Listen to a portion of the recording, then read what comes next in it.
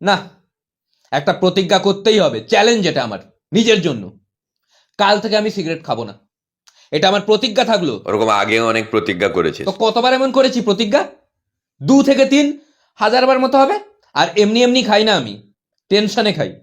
Recently আমার cigarette খাওয়াটা একটু বেড়ে গেছিল। কিসের টেনশন? ওই সিগারেট ছেড়ে দেবো ওর টেনশনে। আর সিগারেট ছাড়বো কি করে?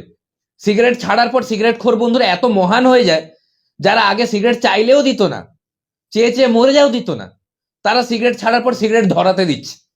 এত মহান। মানে যখন তুমি সিগারেট ছেড়ে দিয়েছো, সিগারেট খেতে চাইছো না, তখন পুরি কায়নাত তুমি সিগারেট পিলানে में जुट जाती है। আর আমার বন্ধুদের নাম পুরি কায়নাত।